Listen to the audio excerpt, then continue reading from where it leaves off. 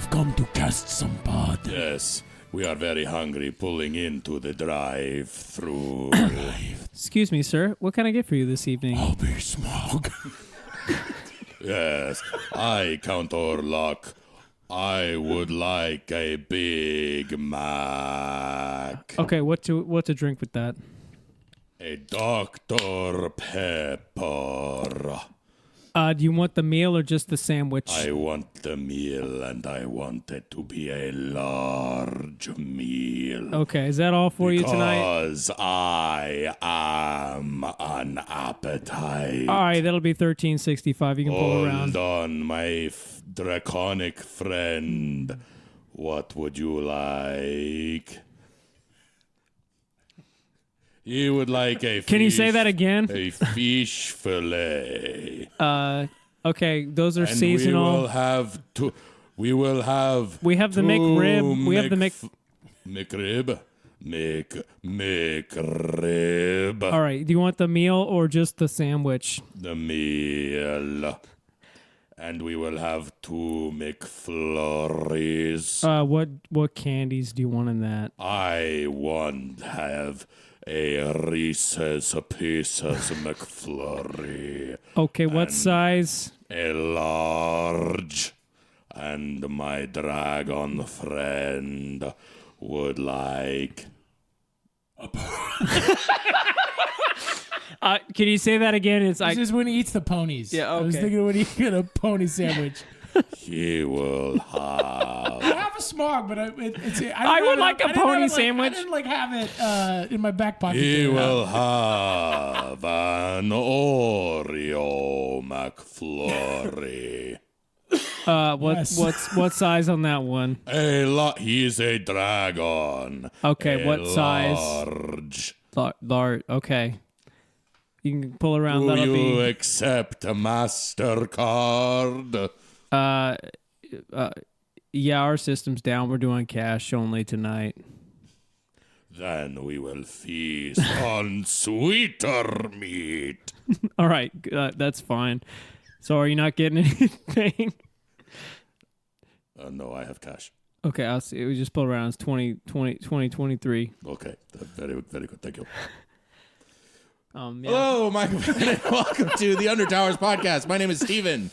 I'm Daniel. I'm Sam. We just went with that, you know? That was great. We should do more improv skits. It was to start episodes. impromptu. Impromptu skits. Perhaps Yeah.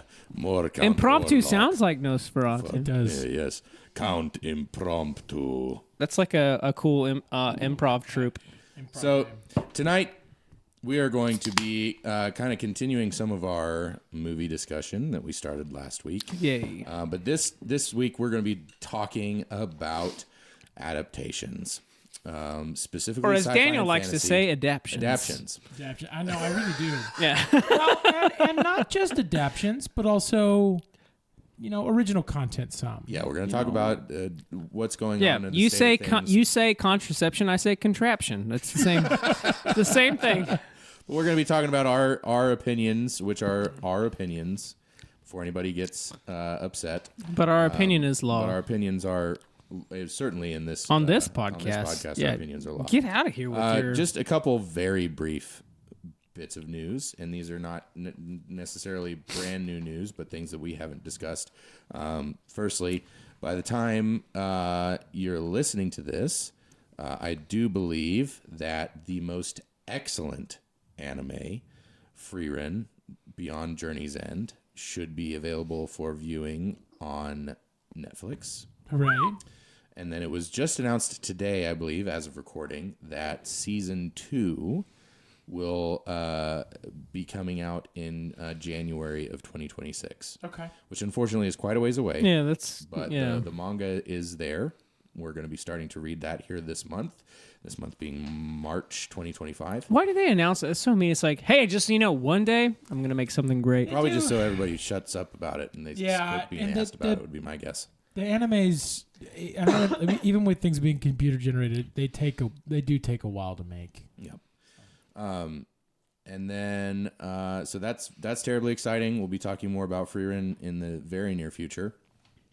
And then in other TV news, This is a couple weeks late by the time this podcast is out, but our first full trailer was released for Andor Season 2. Oh, yeah. Andor Season 1 being far and away one of the best Star Wars things that's happened in a very long time. And, Which is saying a lot. Saying a lot. Saying a lot, yeah. Skeleton Crew was fantastic. If you have not watched Skeleton Crew, I beg you to watch Skeleton Crew, because last I saw, the viewing numbers for Skeleton Crew were pretty abysmal, and we desperately need to be encouraging Disney to make more Star Wars like Andor and Skeleton Crew. So if you haven't watched Skeleton Crew, even if you swore off Star Wars, please watch Skeleton Crew. We know you can do it too because they canceled The Acolyte. So please watch fucking Yeah. Skeleton Crew. It's so good. It's so good. It It's more actually than is. this, but it's also it's Star Wars Goonies. And if that doesn't make you excited, I don't know what to say.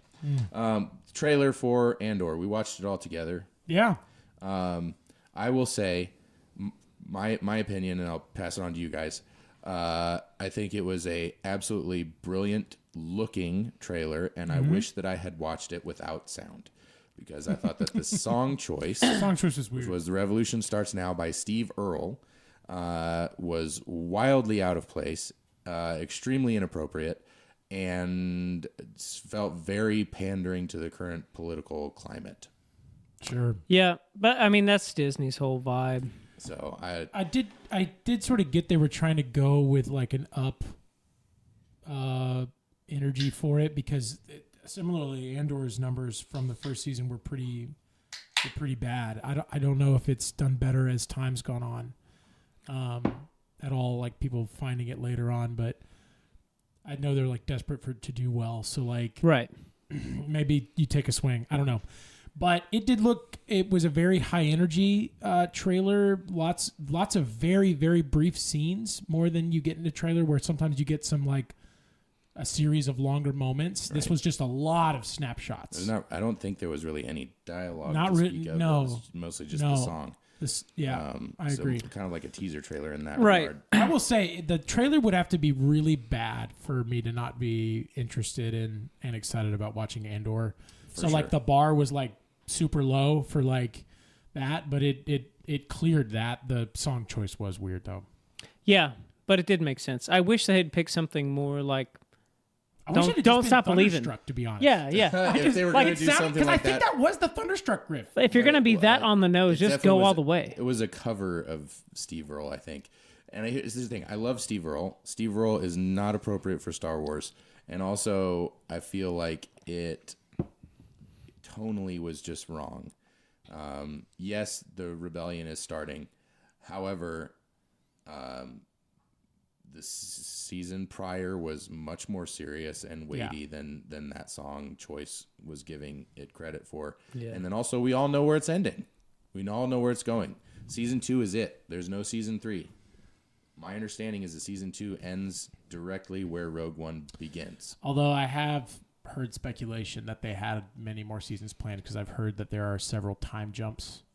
There's like basically little 3-episode arcs, and that there possibly was originally a plan to basically each of those arcs to be an entire season. Maybe I hadn't I'd heard about that. it was so speculation we'll that I'd see. heard. But in any case, it looks fantastic, and like you said, Andor season 1 was so fantastic that boy, it would have had to have been just the most colossally bad trailer of all time to make me not excited to see it. Yeah, Weird song choice, still super stoked. indeed. I agree. All right. Before we get into our main discussion, as always, we need to take a moment to listen and take in and get your wallets out in preparation for a word from our sponsors. Before we continue today's episode, I want to tell you all about a product that's become a staple in my daily routine. Marshall Green's MG1. We all know how busy life gets between work, family, and trying to get in bouts of full armor swordplay and jousting. It's hard to make sure the body is getting all the nutrients and minerals that one needs. That's why I love MG1. One scoop of MG1 contains 1,000 tiny men-at-arms that have been oxidized and ground into powder, sourced from only the best ancient warrior kingdoms and tribes. It's so convenient, and that's what makes it great. Wrangling that many warlike dudes on your own would be next to impossible. No longer will you need messy barracks or cluttered garrison. And the taste, it's actually good. Slightly sweaty with a pleasant meaty finish. The Japanese call it umami. Even my wife, who is super picky about health drinks, has started stealing my MG1. Right now, Marshall Greens is offering an amazing deal.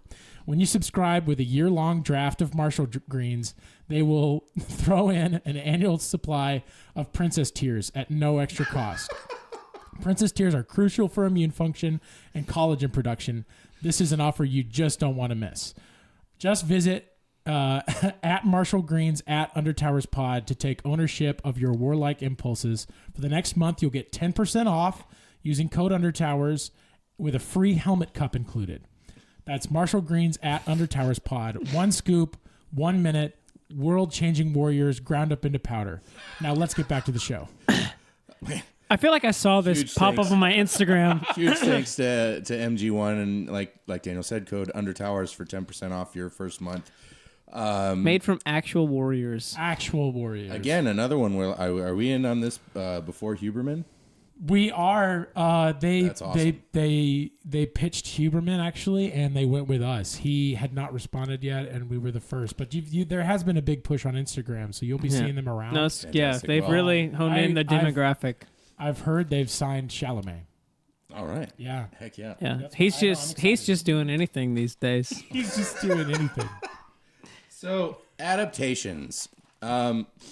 Obviously, and if somehow you don't know what an adaptation is, it's taking a story from one medium and transposing it into another, I guess would be a very basic definition. Like we did earlier with Nosferatu ordering from McDonald's. Exactly, That's an sure. adaptation. We adapted it into a did, podcast. absolutely. Yeah, yeah, and like a radio little play, and popped. if, Yeah, if you would.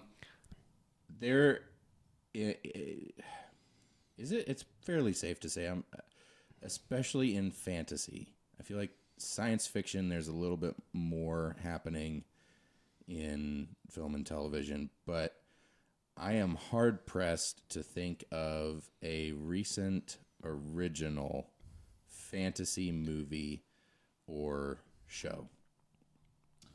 that's not based on a book. Yeah, Purely original.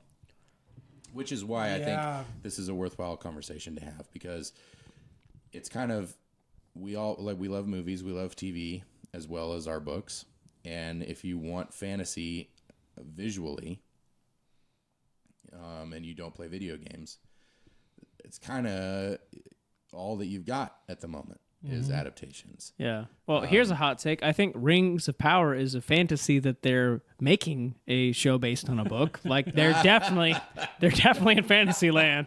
So for They're me, doing their own thing. it's like a negative fantasy, if you will, Well, and that's, I think, or a personality disorder or something. this is nothing new. Adaptations of especially science fiction and fantasy is nothing new, but adaptations, I mean, they've been adapting books into film and TV for as long as the medium has existed.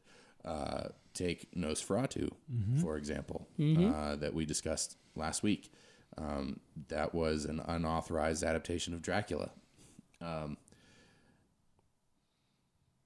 So this is nothing new, but I think one thing that is, and perhaps this is just because we're living through this and we're looking back at the past through rose-colored glasses and only remembering the good ones, the ones that have stood the test of time. But there seems to be a commercial aspect that is pushing out adaptations that are not nearly to the quality of their source material. And that's kind of, I think, what I would like to talk about, as well as referencing some of the good ones. Yeah. Well, kind of on that note, you've got Game of Thrones was a very successful in the first half of its run, adaptation that kind of spawned, I think, a mini renaissance of interest in adapting material, but I don't think spawned very many things that are really all that good, unfortunately. Interestingly, something I've been thinking about a lot is where Netflix has been making TV shows for a while, but hasn't had many in the way of successful fantasy things, especially not big. Witcher's probably the biggest one, and even that's been troubled. But interestingly, like Netflix has gotten to where they make TV, although Netflix originals do have a certain feel to them. But Netflix movies feel like fake movies for the most part, except when they're made usually by very specific directors. They're like weird, bizarro. It's basically I've come to the realization that film studios actually do something. They make movies feel like movies to some degree, or at least the apparatus does. Where some of these new players, I think there's something to that with the two big adaptions we've gotten from Amazon in Rings of Power and Wheel of Time, having some similar and different problems. Some of what I've wondered there is just Amazon just got started making TV. We're going to talk about that because giant swings. Because there's some other examples that are oddly go against that. Interesting. I feel. They say Amazon's not making TV. Well, no, I feel like one thing that I see as a problem specifically with fantasy, is that since Lord of the Rings and some parts of Game of Thrones, I have not seen a fantasy or, with one exception, a science fiction movie or TV show that captures the epic feel of specifically an epic fantasy book. Everybody tries, and nobody has been able to pull it off, including Rings of Power, the other most recent Lord of the Rings property. Yep. And I'm not 100% sure why. It's something I've been thinking about for years, and I have never been able to quite put my finger on it. Except for, there's obviously elements of time. It's not even budgetary, because you look at the budgets of all three Lord of the Rings movies, and they're less than the budget of a single season or a handful of episodes of some of these shows. Yeah. So it's not money. Yeah. It certainly is not technology, because Lord of the Rings is, over 25 years old. Right. The Peter Jackson films. Let's talk about briefly, because there's more to talk about on the other end, I think. But what do we like about adaptations as book nerds, as fantasy science fiction nerds? What gets us going and excited about an upcoming adaptation? Well, upcoming or in general? Just in general, like a new sci-fi. Yeah, in general, series. we got more to say. Yeah. I do, anyways. yeah. Well, especially when we broaden it out to sci-fi, I think there's been a lot of interesting filmmaking and TV making in the science fiction space, more so, which maybe in some ways has lended itself to that medium a little more in general, at least like on a broader scale, because you can, like, the range of storytelling in sci-fi, and maybe this is part of it where you talk about the epic scope, but a science fiction show can be actually, the scale doesn't have to be enormous. A fantastic example being The Expanse, which is a phenomenal show. Yeah. And it doesn't need that sort of epic feel, because primarily it's a character-driven drama about, small groups of characters inside tiny claustrophobic spaceships, with very realistic rules for space. Yeah. And so it doesn't have to have the big giant epic thing. It can be more singularly focused on. Yep. It can be a character drama in a smaller space. Yep. And I think that lends itself more to sci-fi, like you're saying. I will say, I think that I don't have a whole heck of a lot of good to say about the Netflix Witcher show. I think that when it was best was when it was adapting some of the short stories that were essentially just Geralt monster hunting. Yeah.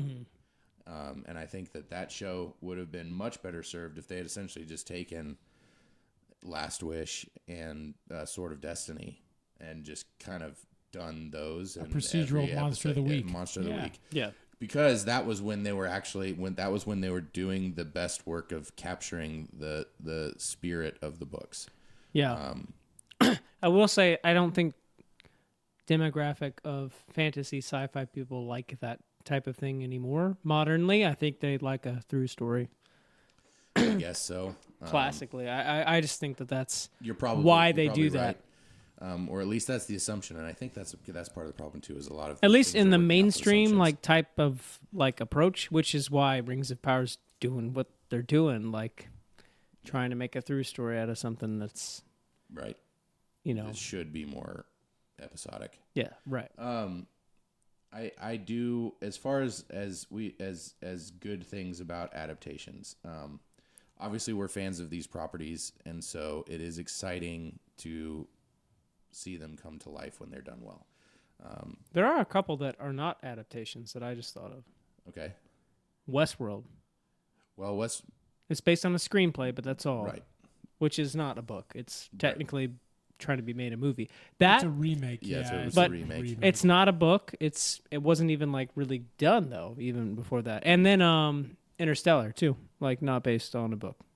Sure. Very cool. But again, interestingly, both of those are science No, fiction. yeah, and they're also both Nolans. That's right, Jonathan Jonathan and Nolan did it. Christopher, yeah. Yep, Yeah. 100%. Which and Tenet We too. have Like another Jonathan Nolan I thing do to think that discuss in they a are minute, too. doing. They're actually doing sci-fi original, and inside of that, I mean, sci-fi has elements of fantasy, especially these ones.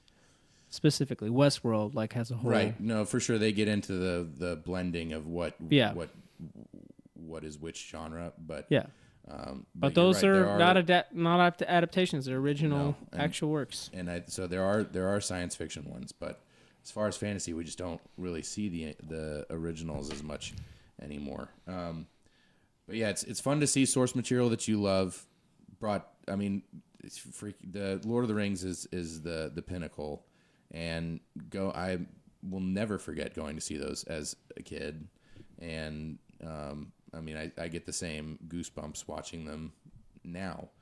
The flip side of that, of course, is when it's done poorly. Yeah, For me personally, it doesn't affect my view of the source material because that's always there. You can always return to the book. However, I think that there are some legitimate concerns from a book fan's perspective of a poor or shitty adaptation turning people off from wanting to go back and read the book. Sure. Example I would give for that, just amongst ourselves, when I was in high school, I read the first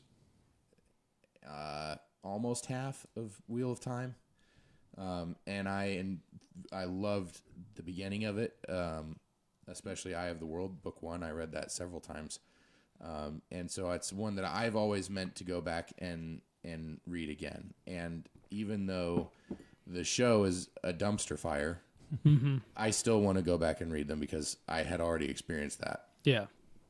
You guys haven't read them at all. No. Do you have? I've read it. I've read about a quarter of the first one. Okay. But Wheel of Time. Did watching the show affect your desire to want to read the books? No. No. I like the show actually. Really? Yeah. So, if anything, it amplifies my desire. But I have experienced thanks this for ruining phenomenon my before. example, Sam. Well, what I will say is I've experienced the phenomenon before of liking a story based on its cinematography or its adaptation, and then going to read it and then hating it after that. Harry Potter is the worst one for me. so we had a Hate the movies now, but love the books. That's interesting. Well, and I've got an example there too, relating back to Harry Potter. But I had a similar half experience with Wheel of Time, where my wife and I watched Wheel of Time without having read the books and like enjoyed it, but like in a WB level fantasy show. Yes, or series, CW. CW. Yeah. Yeah. So it was like that tier. And so it was like, oh, this is pleasant and fun. It's like watching And Miami then Vice. I started to, I got interested in reading the book, read a little bit of it, and then just fell off of it because we were going through it together, and I'll get back to it at some point. But but like ended up mostly reading the Wheel of Time Reddit, where like mostly fans were like outraged, and then like a few they talked about things they changed that I didn't really have a problem with until I read about it, and I was like, oh my goodness, that's so much better Yeah. in the book. Like, Yeah. why Why I would don't- you I don't have change a problem that? with this, but why did you change that? That's obviously worse. So it was like I had this Yeah. weird sort of like enjoyed it, but again, like very like this is fine. This is like a nice thing to watch. But then like found out it was like, wait, why did they make this so much worse for no reason? Because they weren't even things where they had to like do a bunch of special effects or things. It was just goofy stuff. Well, for me, spoiler alerts. If you care about the first episode of that show, for me it was what they did to Perrin, who was my favorite character in the books, and them giving him a wife, then making her pregnant, and then just fridging her was like yeah. such a colossally bad decision. And Brandon Sanderson talks about it too, and he tries to be very politic about it, but you can tell he's not happy. That's the kind of thing though that like if you don't know the character and you just see that, That's you're your like, oh, yeah. that's Like, kind of- he's sad. He oh, had to killed kill wife his by baby mistake, and okay, wife. I'd you be know, sad whatever. too. Yeah. Yeah, well, and that's the thing too is like it's Oh, man. beyond sad. Yeah. I don't think that I think they were trying It to is explain. demented. They were trying to explain his hesitation to be violent, his desire to not be violent that he Yeah. has in the books. Which because doesn't you make can't sense. because you can't just not want to hurt people. No, but when can't you just do not- that level of hurt, that just burns a person's psyche. Oh, you're gonna Just- kill yourself, or you're going to be extra violent after that. You're gonna be it's gonna be suicide by Trolloc. Yeah, You're just gonna fight and fight until someone else kills you. yeah. It's just, so that doesn't make any sense. Anyways, I had a similar relationship before we move on to Yeah. the Harry Potter films, where I saw the first 5 movies without reading any of the books. Yeah. Really enjoyed all 5 of them. Not that they were like they're fun. not like they're they're the so pinnacle fun. of cinema, but they're fun. Yeah. They're great. And then especially the funny thing is like Prisoner of Azkaban, I thought was like The best. The best Yeah, one? the best. Yeah. that and Goblet of Fire are both really good. And what's funny is Prisoner of Azkaban, the movie is really a wonderful movie. Standalone, it's really fine. good. Good director. It's kind of a pretty bad adaptation though. Oh, in terrible. some ways. Terrible. The I think it's changes terrible. in it are really bad, but they like totally work as a movie when you don't know Yeah. you don't know the book at all. It's pretty funny. That's the one like that would have been my favorite Harry Potter film, but then like after reading it, it's like it's down So near the I bottom. It's I so watched funny. it after reading it. I'm like, what is this? Why did they what? Why did he change the castle? Who is this Dumbledore imposter? Yeah. And well, every that part it wasn't that he didn't have a choice with no, the I know. Sorry, everything just seems so bad about it. Like I did not like it at all. Time Except Turner stuff's kind of all different. I and like weird. I like Lupin, the actor. I think whoever that guy is, he's well, great. that's so I love the Harry Potter movies, but they're kind of their own thing to me. Mm-hmm. And that's why, like, I'm super excited about the new HBO the series. TV show. Yeah, And how they're going to have the time to be more faithful to the books. Even, and I think John Lithgow cast as Dumbledore. very, very interesting. What? Yes. Yeah. Yeah. No That's the first. I think that's the way. first official casting news that we have. He's basically said this will be my last role. Fascinating. I mean, yeah. Well, I mean, it's 10-year What- project, what a- so like, What a role to go 87, out on. yeah. What a role to go out yeah, on. hell of a role to go out on. Freaking Dumbledore. As like already kind of an old guy. But the films, while not the most faithful adaptations out there, are so charming and so much fun on their own. They kind of exist in their own realm for me. They- They're and this, then that's they're this fair. cozy, I can't even really say childhood because I didn't read the books until I was 15, and I didn't start watching the movies until after that. I think I didn't start watching the movies until right before Half-Blood Prince came out. Yeah. I do think the first four, Goblet is quite a good movie. They actually tried to do a little more of an epic thing with it, and it works for the most part. There's a lot in that movie that's really great. But it's really around 4 that the books get really hard to adapt. Yep. That's the thing to me with the third book, which is really the cinematography in it is excellent. Beautiful, And it's Cuarón too, Alfonso Cuarón, who did. So he's like a really big time director. The one that gets me in that one is that, again, all the changes are things that like. I don't know why, and again, I'd have to revisit both to experience it. But that book is not huge, being the third one, and so it is a more adaptable book. And it's the one where the changes made in it are like, why did you just change? It's literally just changes made to change things. Yeah. And that is the thing, and this is a good thing to talk about in adaptions. Adaptations, goodness gracious. It's all right. Just call them adaptions, bro. It's how you say it. It's basically, it's like contraceptions, contraptions. Yeah. Is I don't like change for change's sake. There are sometimes necessary changes, or sometimes someone has just an artistic vision and they want to make a change. And Which maybe a that's guy what's like going on. Alphonse. Well, let's And talk. maybe that's what's going on. Let's delve into this because this is, I think, We're gonna talk about my criticisms of Lord of the Rings movies. No, we're just gonna Let's talk go about through changes. this. Let's systematically approach We're gonna this. talk about changes because this is it's a fact of life when you're adapting a book into a movie or a show. Because they're two vastly different mediums, and especially if you're going to try to adapt a 600 to 1,000 page book into one or two 90 to 2 hour movies, you're going to have to make some changes. TV, you have a little bit of wiggle room, but you're still going to be making changes because, again, it's just the time doesn't work out. Plus, there are things that are fascinating to read about that if you spent the time just looking at a thing.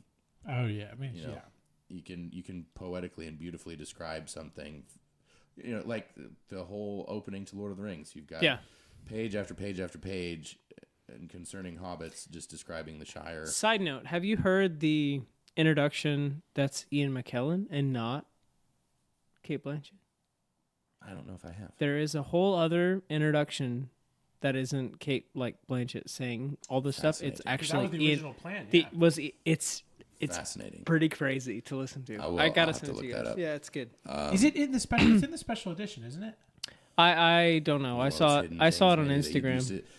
Back in the day, kids, when sometimes when you bought something on DVD, if it was by a director like Peter Jackson, they would hide Easter eggs in the menus of the DVDs that you would have to search for, pushing different buttons or combinations of things to find these hidden little things.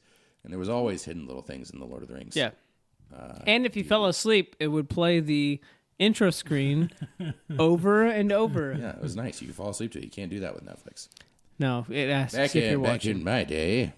But change is inevitable, especially with adaptations. However, there's good change and there's bad change.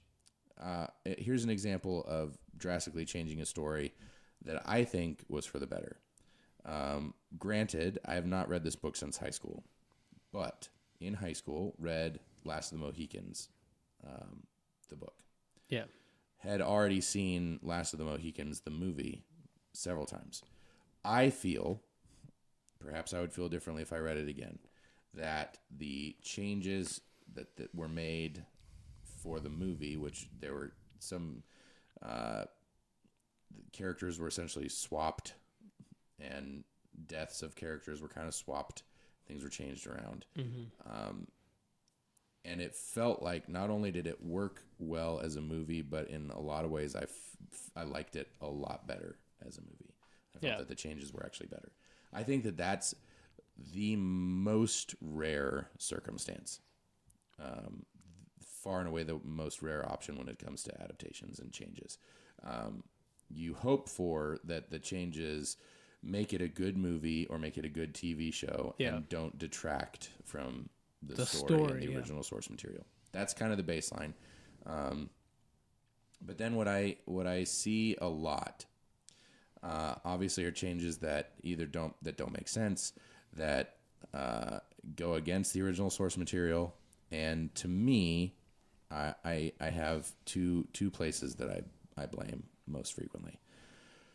Jump in here whenever, but firstly, I blame writers and directors that want to take an existing property that they like, and then I think that a lot of times this is an ego thing, wanting to put their own stamp, quote unquote, on another work, which frustrates the fire out of me, because from my perspective, if you're going to try to adapt someone else's work, you owe it to that previous artist to adapt it as faithfully as possible, which means removing yourself as much as possible. And if your ego can't handle that, then you should just write an original piece. Yeah.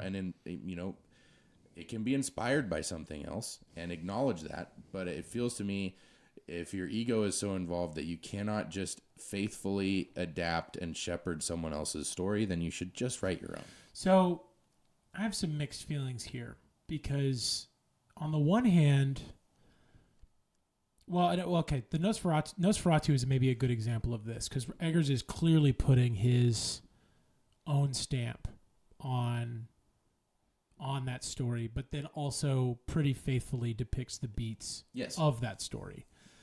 But I do think The Shining is a really good example of a film that takes its source material and then changes it and also potentially improves upon it. Sure. So I think there can be exceptions, but again, like most people aren't. Kubrick is kind of one of the things. And honestly, again, Last of the Mohicans too. Like, yes. Not many people are Michael Mann. Not many people are Kubrick. Yeah. No, Or I mean, Michael Bay. I have another Michael one. Bay. Yeah. Yeah. Which Well, everything Kubrick he does. Michael Bay's Last of the Mohicans. Although, okay, hold on, whoa. Side Kubrick is the quest. same thing with 2001 though. But yeah. side quest. I was reading this thing about Armageddon, and apparently Ben Affleck approached Michael Bay. He's like, wouldn't it be easier for NASA guys to learn how to drill than for drilling guys to learn how to be NASA? And Michael Bay said, shut the fuck up. Shut the fuck up. That was basically, he's like, okay, Okay. we're gonna contract a bunch of drillers to be astronauts. That's so funny. Whereas like these guys have IQs out here that can learn how to drill. Like what the hell are we it is sort doing? of like hold a thing. I mean, It's like- I guess it's not. Oh my God. That's Well, and being an astronaut, your IQ has to be like, how much a lot of school do you details have? with Yeah, going he's into like, I space, think yeah. they could learn how to drill. Shut the hilarious. fuck up. Yeah. Anyway. So again, not to disagree with you at all. Or but to diss Michael it is Bay, like, because he's sometimes creme people- de la creme. Sometimes people see something in a project and then they can like explode it out into new territory, but it is like because like very famously, Stephen King does not like the Shining movie, Right. even though it's like Amazing. It's so good. Yeah. It's so good. And that's one King novel that I haven't read yet, so I can't speak to one versus the other. I can speak to the fact that the Shining film is phenomenal, regardless of the absolutely. of the King novel. And I've not read the King novel. I have heard a lot of people say it's good, but it's also like Not the same. it's not the same, and Yeah. it's just sort of its own. I have one to throw in the ring here too, which is great and based on a novel, and it's Girl with the Dragon Tattoo. The David Fincher movie is actually very, very close to the source material. And the point I want to make with this is that they didn't get the green light for the other 2, maybe even 3 novels to make those movies. So I wonder if there's kind of like I've already seen this element to good adaptations where they're like, I read this, the same story. It's a story on film now. I've got no reason to actually make something new because this actually is not new. And I do wonder if that's like a hesitancy in the studio and like creation world of like, if you're Yeah, not I going to don't put know. your flair on it, being who you are, David freaking Fincher, if you're just going to make it the same as the book, like, because that movie came out, it was great, had good reviews, made good enough money, but they didn't make the other ones. I will say I do think the issue there is the first book is like exponentially more popular than the rest Well, of the and books. and they're all. It's also Well, it's not though, because they made 3 of them in they were Sweden, already- and they were yeah. very all the same popularity. The, Yeah, the but whole they're- trilogy is very Yeah. popular. But they're like the Harry Potter of Sweden. So like, like, because it's like the only book that's ever come out of Sweden that anyone ever cared about. Besides the fact that they're all just marginally happy. Yeah, I know. But yeah, that's mostly Denmark, but they did get but whatever. All I'm saying I've got issues with Swedes. I have a what if there. Daniel hates the Swedes. It's okay. I just have a what if there about like, what if you don't bring, Yeah. who you are to it? Put your ego on it. I wonder if I will there's say I that wonder if there's movie- a pressure to bring your ego to it I will as say a that movie, famous though, director. feels like a Fincher movie though. So that is Fincher putting his Well, spin and on I that would but say- so does the actual novel. I think. Yeah, It feels the same. That's fair, but And I've read them all. They feel the same. It feels basically like,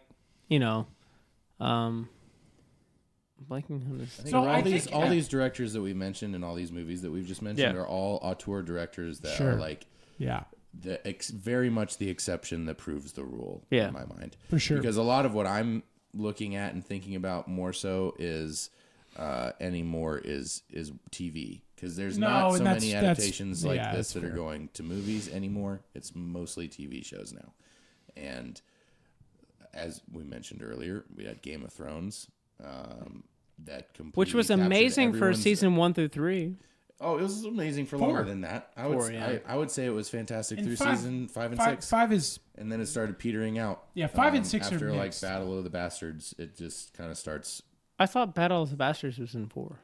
no, it's in 5. No, Okay, whenever 5 or that 6? was the It's in last 5. good Is it? episode, although they hammered out. No, I think it's 6. it isn't Hard 6. Home was 5. Hard Home is 5. I was Yeah. getting that mixed up. Ramsey stuff takes way too long on the show. It does, but the payoff was spectacular. It's good, yeah. But anyways, it was so good, and it was culture shifting to the point where everyone in the TV space wanted the next Game of Thrones, and that has, I think, no one's come close, Well, and I don't know that it's. I think that's been harmful more than helpful. I think it has been too, but honestly, I think modern fantasy has wanted the next Game of Thrones in the writing space, Yeah. and we Definitely. don't have that either. So that's sometimes I think one of the issues with these things is there's a bottleneck on things that need to be adapted, and that's kind of a dumb thing to say because there's so many good works. But again, especially when you want something epic, or want something more recent, there's like a lot of this stuff is like nothing else is going to be the next Game of Thrones because there's not another series that's Game of Thrones. Right. Like, Well, and it's also it's such an executive. So this is part 2 of my thing. My two things that I put blame on. First is egocentric writers and directors. Second is dumb executives. yeah, That are, and this is a Hollywood wide thing now. And not that it always hasn't been, but there have been times when like the rise of indie filmmakers up through the kind of mid 90s. Where the executives were more interested in the art and the artists and the directors and less in, I don't want to say less in the money, but they were recognizing where money was being made. Now you have this whole new brand of executives that have no interest and no knowledge about film and only are looking at spreadsheets with numbers. And so they see Game of Thrones. This is based on this fantasy book. yep. This made a boatload of money, so we need to just do that. And these are the same people that made The Hobbit. First of all, take so long in pre-production that Guillermo del Toro couldn't direct it anymore. They're the same people that said, no, this needs to be a trilogy because we'll make more money. And but you also need to start filming tomorrow because we have these release dates already lined up with merchandise and everything. Yeah.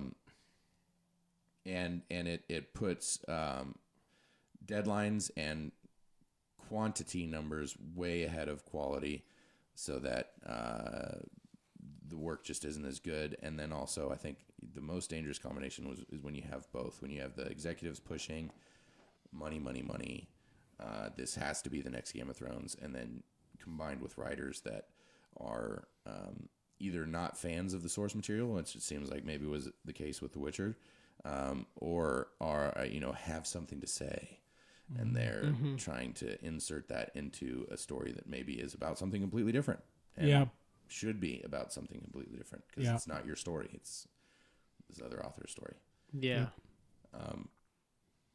So those are my 2 points of big.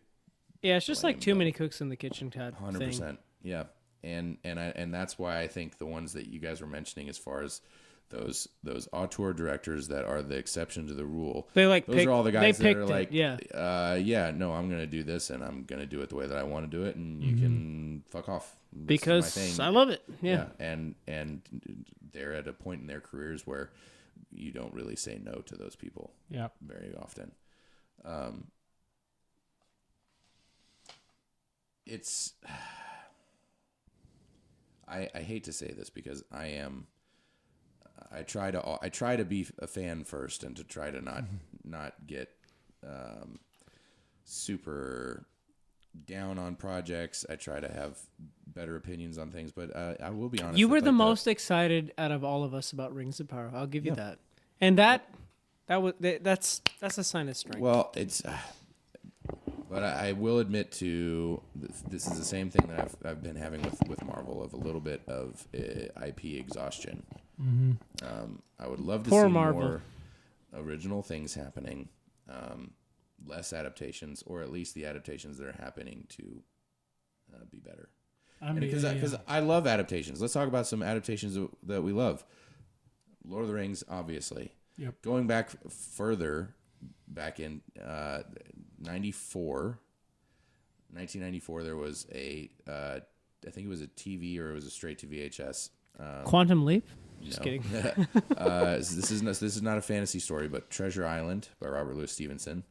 It was a straight to TV or VHS movie that was directed by Charlton Heston's son.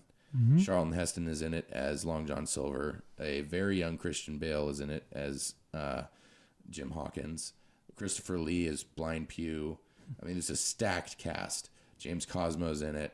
And it is perfect. It is a very faithful adaptation of the book and such an incredible adventure movie. Get the same feeling watching it as reading the book. Similarly, the Christmas Carol with how am I forgetting his name? We watch this every year.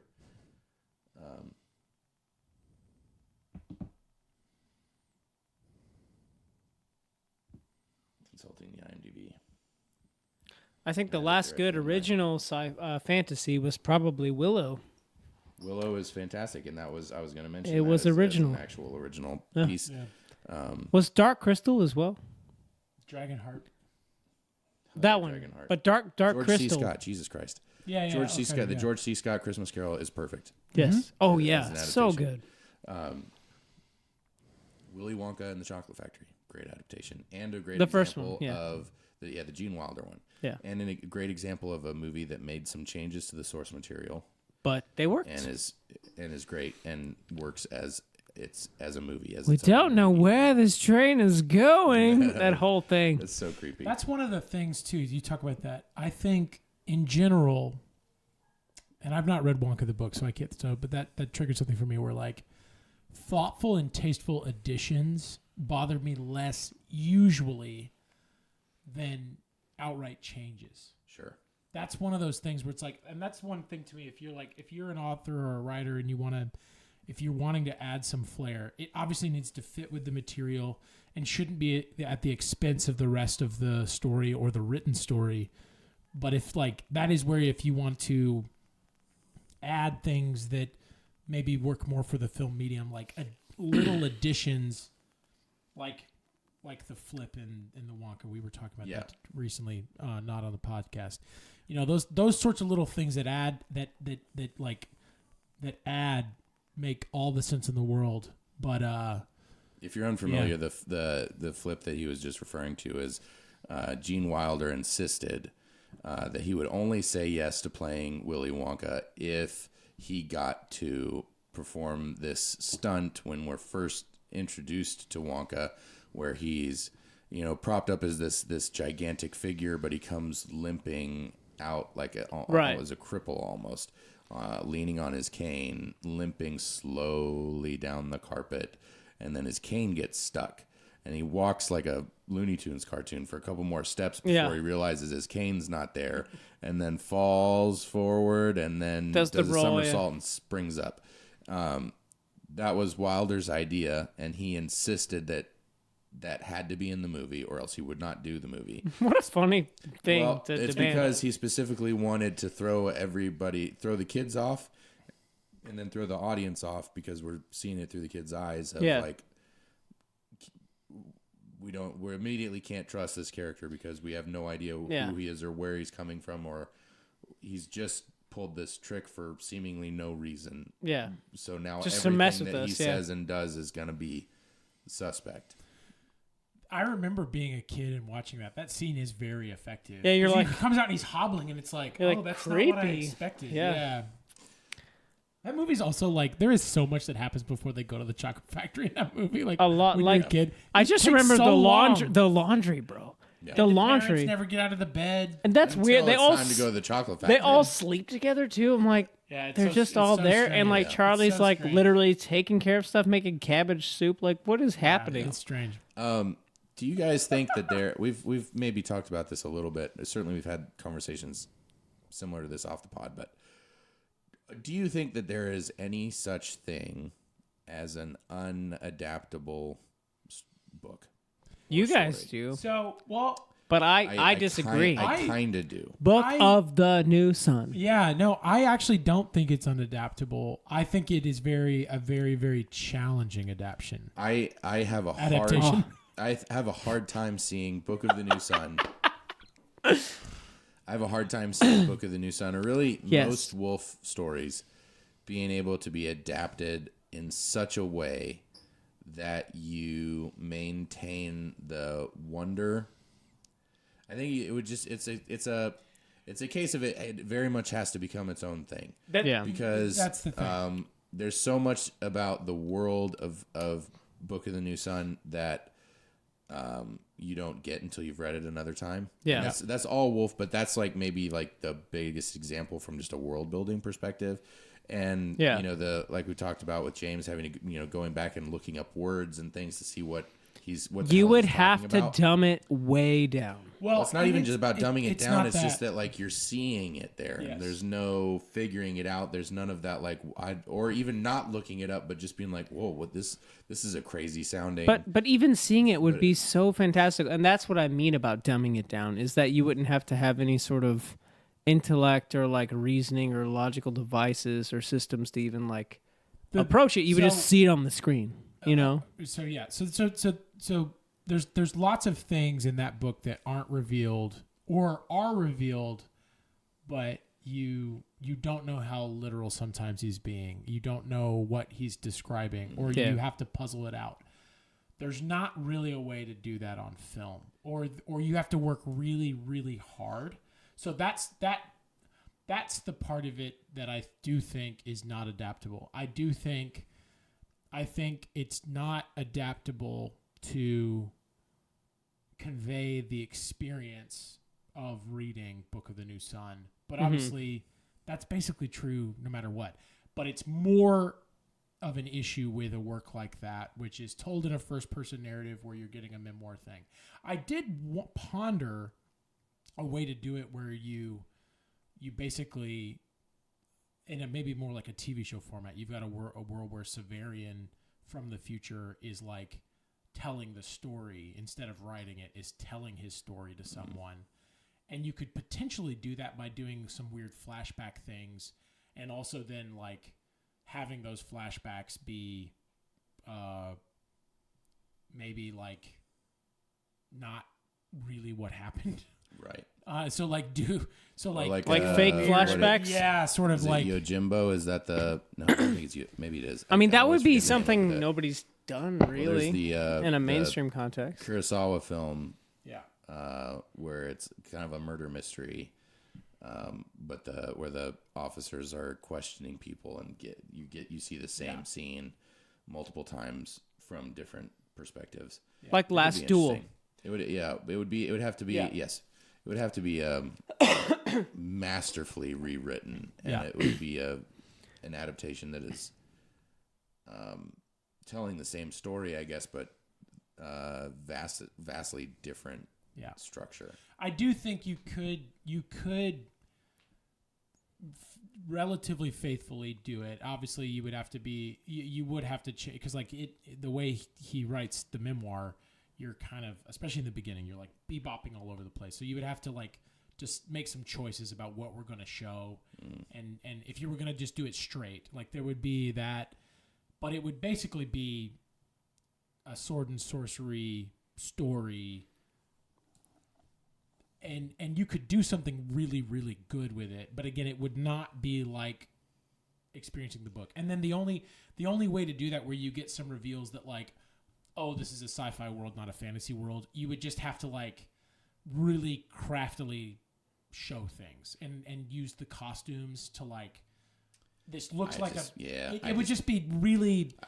I think you'd almost have to just let go of that. I do. Like, I don't know how you get out of out of the tower and not know that it's a spaceship. I feel like the way you do it is there's like no wide shots. You get close close cuts. ups. It's all, and it's this, and then there's like he's leaving, when he leaves the Citadel. It's that instead of the reveal being like later, it's like there's a wide shot as he's leaving, and you're like, wait, he's been in a what? Like it'd be that kind of thing.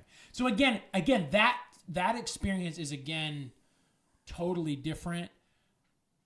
It's more akin to like Lost, Right? Almost than, Which I think is part of the danger of it just becoming. Sure. So just don't let JJ Abrams do this. Exactly. That's the thing. But that being said, it's like, it's literally possible, but like it would be just so hard to be good.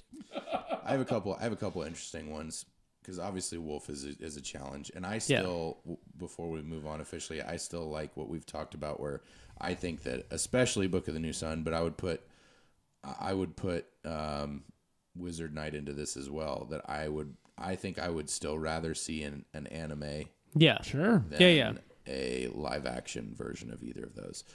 For whatever reason, I think that there's a magical, larger than life quality to anime that would work really well. Yeah. So, but this is interesting, because I do not think that any of these stories are unadaptable, which is an obvious statement because there's a billion adaptations of each of these. Yeah. But there are 3 books that I love that I have yet to be satisfied with a true adaptation. There's good ones, there's good movies, but not an actual faithful adaptation. And one that we've been talking about is Dracula. Yeah. And I do not think that Bram Stoker's Dracula by Francis Ford Coppola is a faithful adaptation. It's very close, but it changes it. The whole I have followed you through oceans of time or whatever bullshit is like. It's like watching The Mummy. It's such a drastic departure from one of the key components of the film or the book, being the random. Yeah. The scariness being the random stalking. Yeah. It just completely takes that away, and it's such a core thing that even though again, it's been forever since I've seen it. I need to watch it again and judge it on its own merits. It maybe it's a fantastic film. It's not a faithful adaptation. The other big original OG monster story, but Frankenstein. Yeah.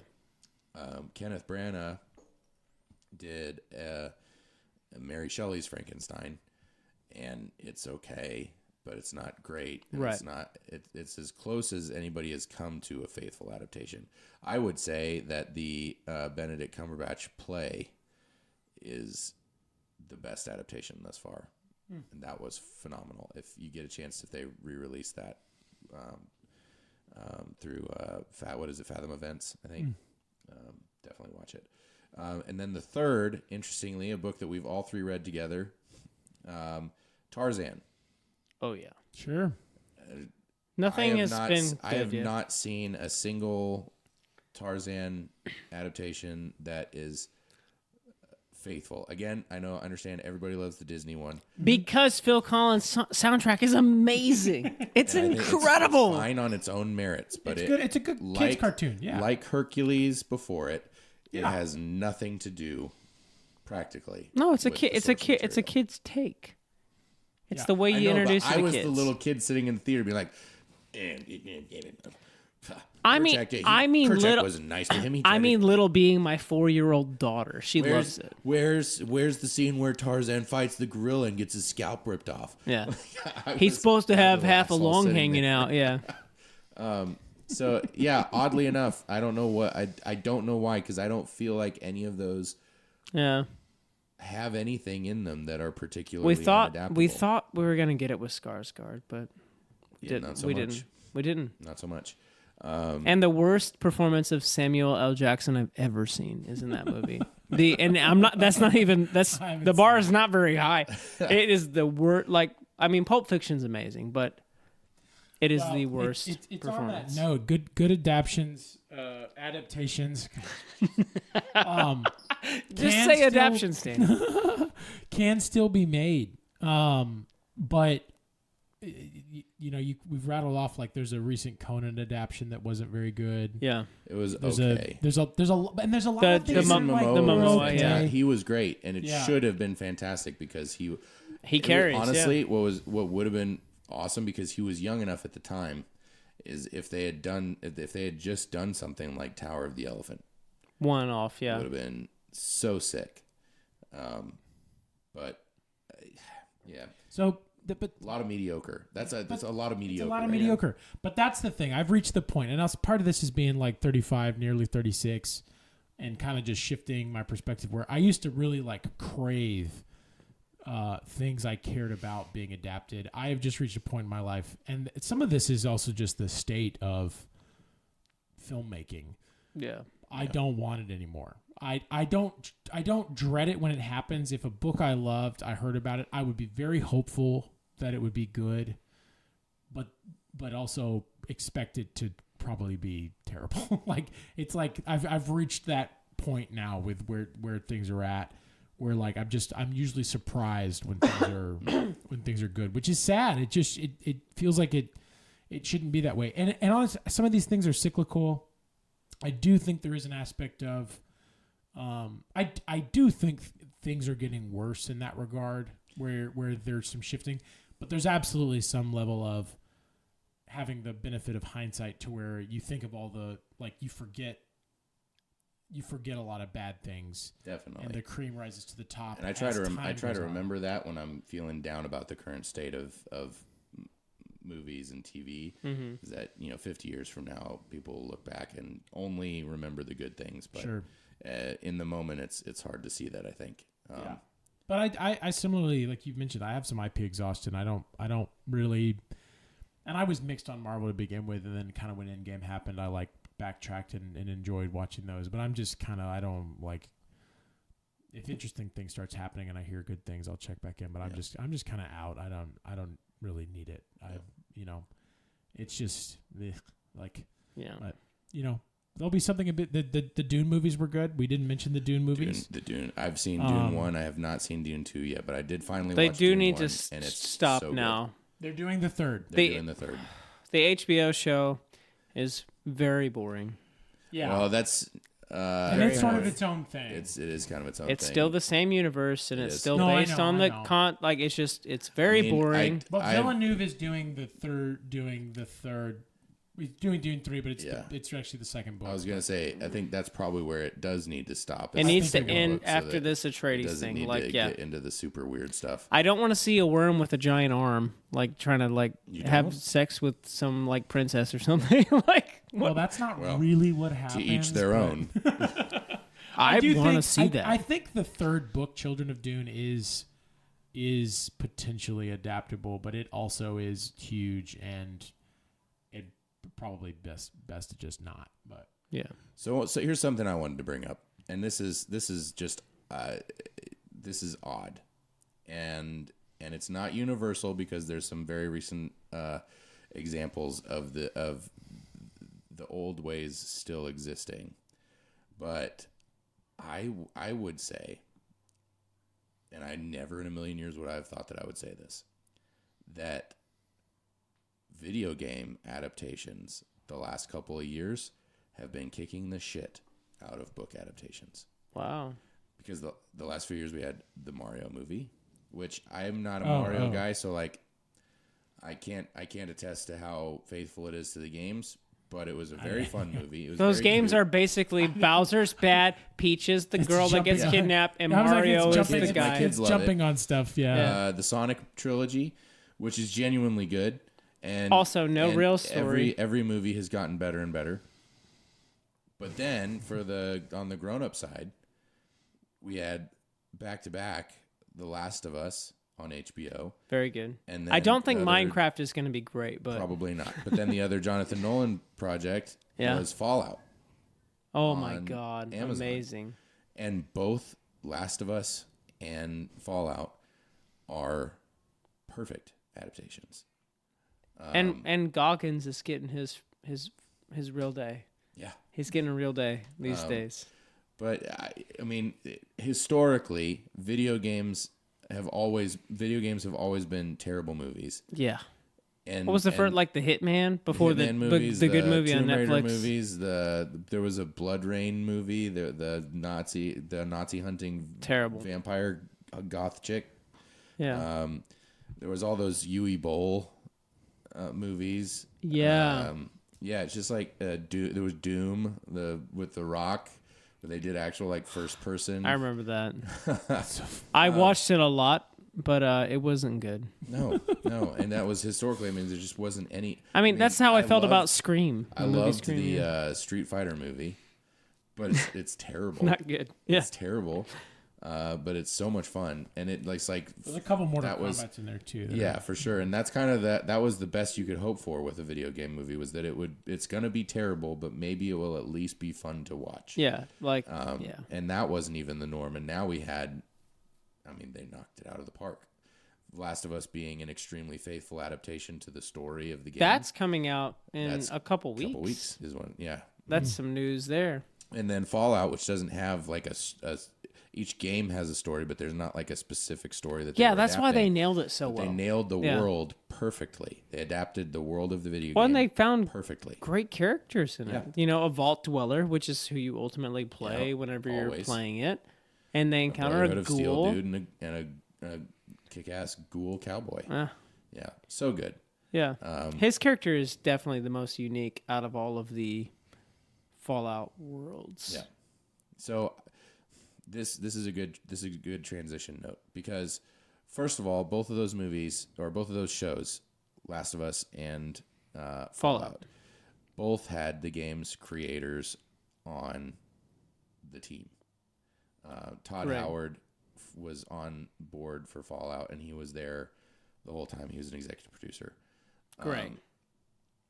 Neil Druckmann, who wrote and directed The Last of Us and Last of Us Part 2, was an executive producer on Last of Us and co-wrote, I think, most of the episodes with Craig Mazin, who did Chernobyl, which is phenomenal. Great if you haven't HBO seen show. that. Yeah. So the creators were heavily involved the entire time, and what I want to close this ramble on for myself is the best adaptations, you can tell that the people that are making them absolutely love and adore the source material. Yeah.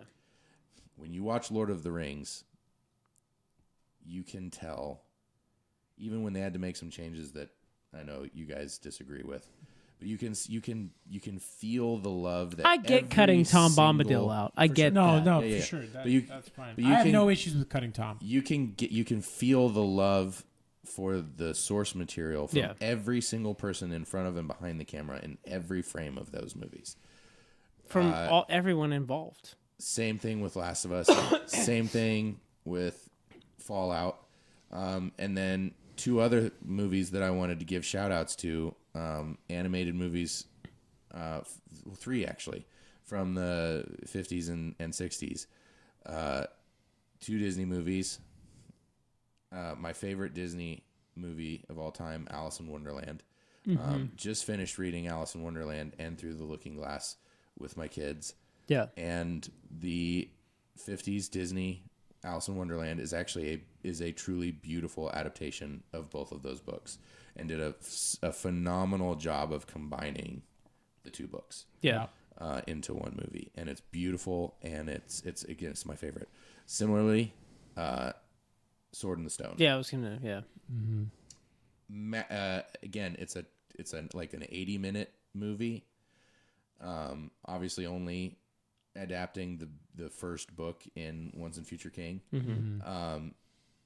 It does not have a lot of the story in it. It's obviously because it's so small, but they did such a good job because they On obviously all the parts loved they it. show. Yeah.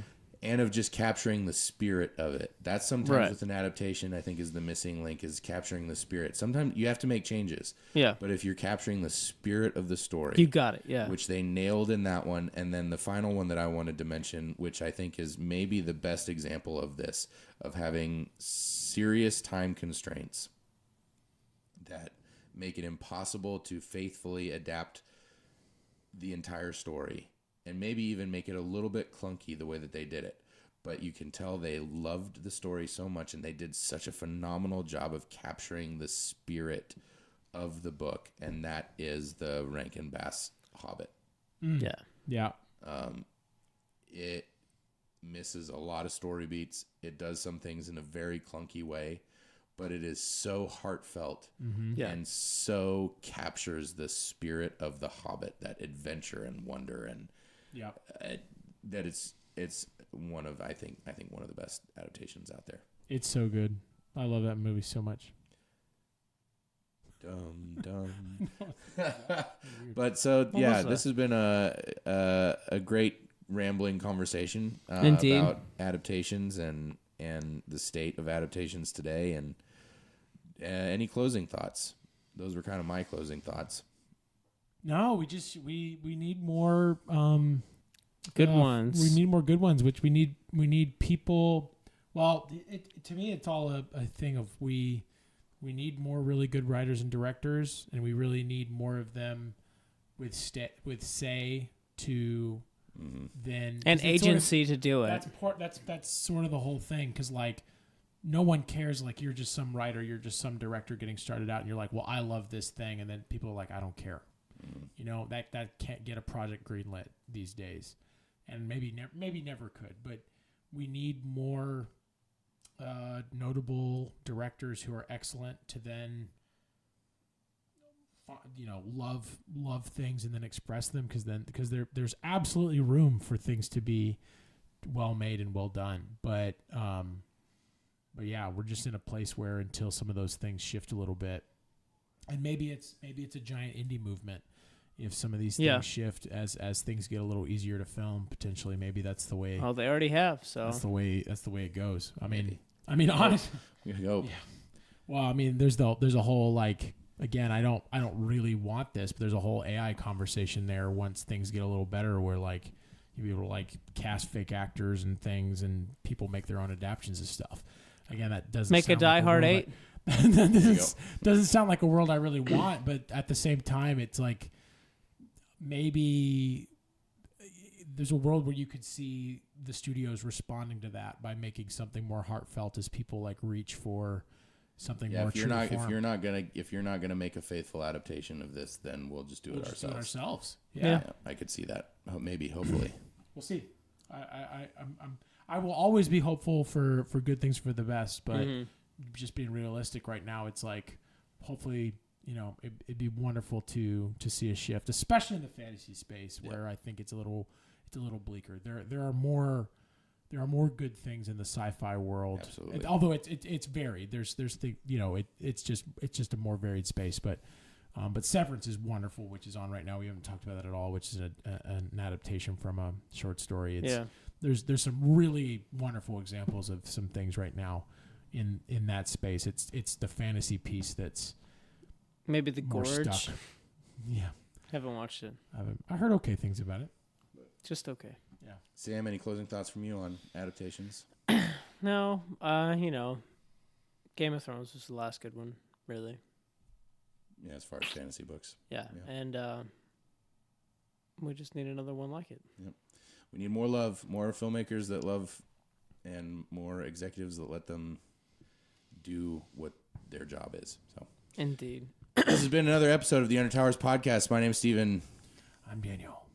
Sam. And if you enjoyed tonight's episode, please leave us a like, leave us a comment, subscribe if you haven't. All of these things are free and help us a lot.